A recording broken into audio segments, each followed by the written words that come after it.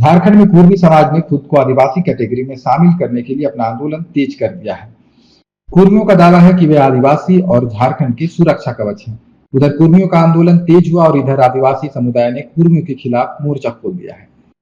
आदिवासियों का कहना है कि कुर्मी समुदाय आदिवासी बन गए तो उनका हक मारा जाएगा, वे ऐसा किसी हाल में नहीं होने देंगे। दोनों समुदाय के नेताओं के तीखे बयान रोज सामने आ रहे हैं। झारखंड में कुर्मी आदिवासी का मुद्दा भी सबसे ज्वलंत मुद्दा है। ऐसे में यह जानना जरूरी है कि आखिर कौन है कुर्मी या कुर्मी जो एसटी में शामिल होने की मांग कर रहे हैं।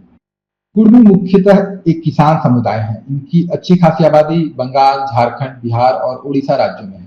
ब्रिटिश सरकार में कुर्मियों को अनुसूचित जनजाति की सूची में रखा गया था, लेकिन आजादी के बाद इन्हें एसटी श्रेणी से बाहर कर दिया गया। कुर्मी झारखंड और आसपास के इलाकों में कहां से आए, इसके बारे में कोई लिखित दस्तावेज उपलब्ध नहीं है, लेकिन ये समाज झारखंड में सालों से आदिवासियों के साथ रहता आया है। ब्रिटिश इंडिया में इन्हें कई जगह पर आदिवासियों के साथ सूचीबद्ध किया गया है, तो कई जगहों पर उन्हें आदिवासियों से अलग रखा गया है। इनकी संस्कृति आदिवासियों से इसलिए मिलती है क्योंकि वे लंबे समय तक उनके साथ रहते आए हैं। जहां तक इनके अनुसूचित जनजाति से बाहर हो जाने की बात है, तो बताया जाता है कि कुर्मी आर्थिक रूप से मजबूत जाति है, इसलिए इन्होंने खुद को अंग्रेजों के समय सर्वे में खुद को आदिवासियों से अलग बताते हुए एसटी सूची से बाहर करने की मांग की थी। आजादी के बाद कुर्मियों को एसटी कैटेगरी से बाहर कर दिया गया।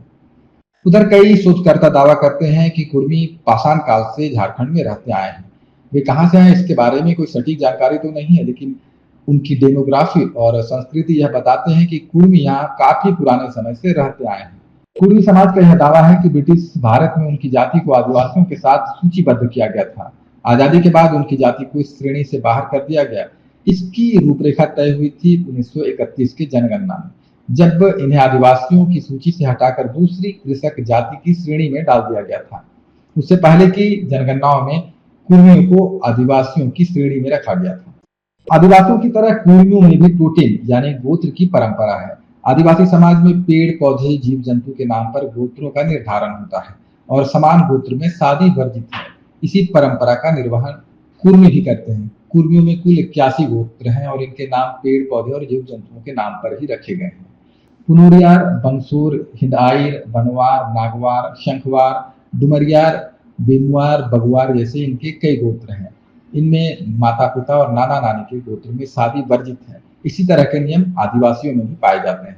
जबकि आदिवासी नेताओं का कहना है कि कुर्मी समाज अपने निजी फायदे के लिए एसटी समुदाय में शामिल होना चाहता है। उनकी संस्कृति और व्यवहार किसी भी तरह से आदिवासियों से मेल नहीं खाती। खबर का मतलब बवाल न्यूज। हमारे चैनल को सब्सक्राइब जरूर करें।